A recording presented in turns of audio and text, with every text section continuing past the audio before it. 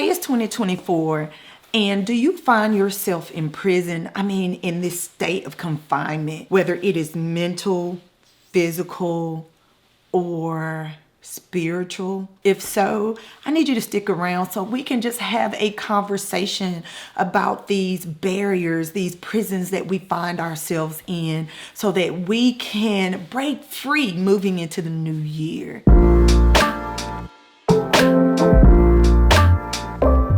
Hey, it's Dr. G, and welcome to 10 Minutes at a Time for the busy working mama, sister, and friends. Y'all, it is 2024. Man, I'm telling y'all, this came by quick, fast, in a hurry for me.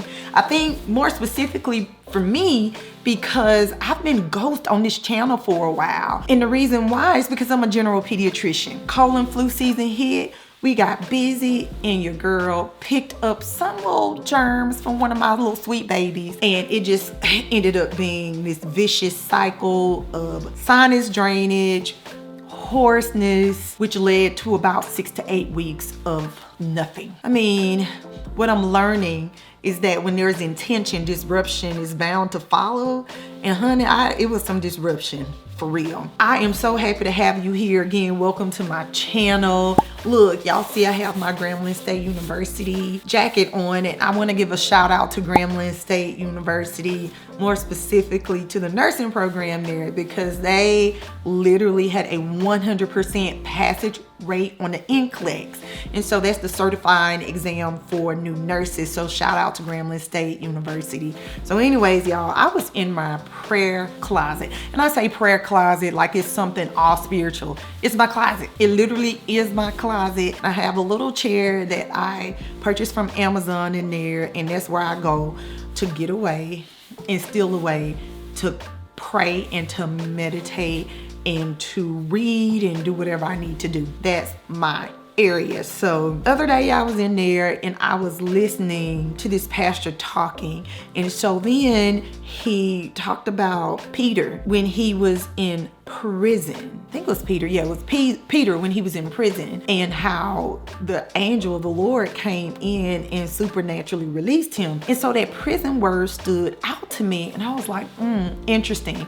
So it really got me to pondering about, are there any prisons that I have in my life? Which is why I am watching this video, because I want to know, like, are you watching it and there are some prisons that you may have in your life? And so, of course, when we think about prison, we think about physical prisons where people are incarcerated when they've done something wrong. And I am talking about these prisons that we sometimes find ourselves in, whether it is spiritually, whether it is mentally, and even physical prisons outside of the actual prison. You get where I'm coming from? As we move into this new year, everybody is talking about New Year's resolutions and all these goals that we may have. But then sometimes we set these things and we find ourselves in a place where we don't achieve them, because I really feel like maybe we don't truly take the time that we need to take to reflect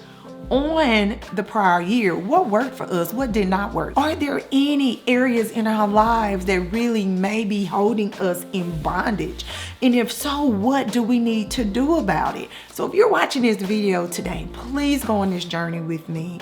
And I am praying that you're looking deep within as we have this real conversation about these bondages that we have in our lives. And sometimes, here's the kicker, we don't even realize that we're in bondage. Let's get into it. What do we need to do? The very first thing that we all need to do is pray.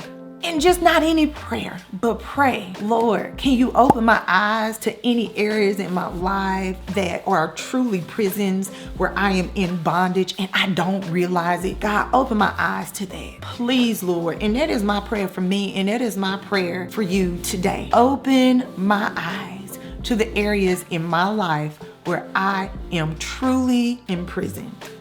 where am I in bondage? Before I move on to number 2, I just want to say for me, I think one of the areas that I was in bondage to was stress management. And what do I mean by that? You know, I am a doctor, a general pediatrician. It can get wild, crazy, and busy.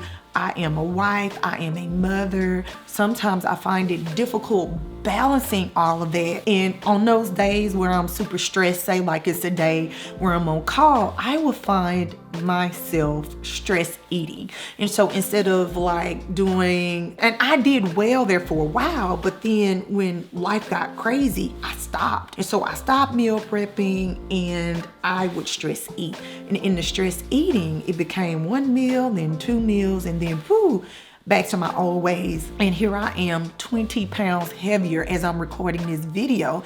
And I realize now that that was a bondage for me because I did not have an appropriate way to manage my stress. And as a result of it, here I am. That was definitely a physical bondage that I had. So for me, prayer.